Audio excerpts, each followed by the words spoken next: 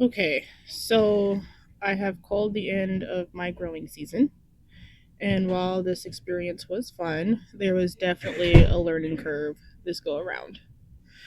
To be honest, I did not have a fruitful harvest this year at all, and at one point, we had a hailstorm that beat everything down, and I figured that was the end of the garden, and I kind of gave up on it.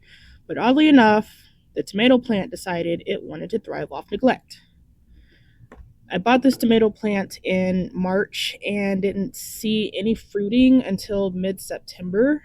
I don't know if that's normal, but um, I don't know. It seemed like it took a long time to start fruiting. And then most of them rotted before they were even ripe enough to be taken off the vine. I did pick the last of the green ones, the green tomatoes, and I made a chutney out of it. And that was really good. I put that over some steak and used it over some fish, and it actually came out really good. My herbs did really well.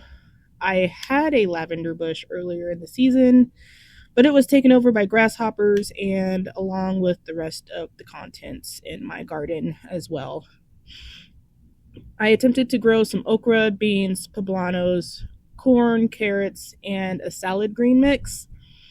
The timing on the greens weren't the best choice on my part.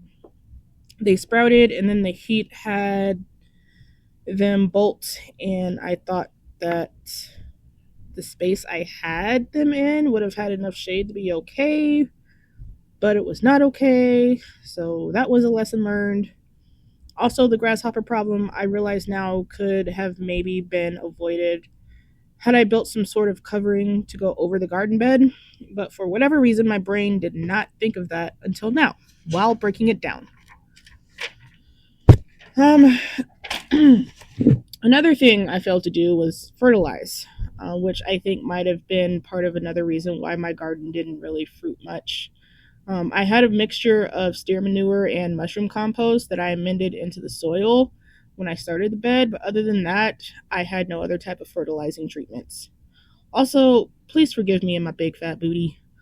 Honestly, the harder I try to not have my fat behind in the frame, the more it stays in the frame. So I apologize for that. Anyway, these were just a few of the many things that I've learned so far.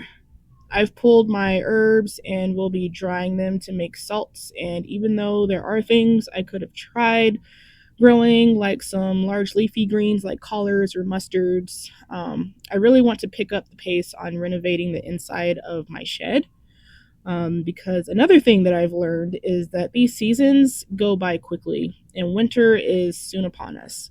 Here in Colorado, the air already has a bite to it, and the end of October is notorious for having our first snow. So, moving forward, my focus is to complete the inside of the shed by the end of the year so I can have a decent seed starting space for the next growing season. All in all, this was a fun experience, and I'm excited to do it again. What experience or milestones has the rest of the communities had?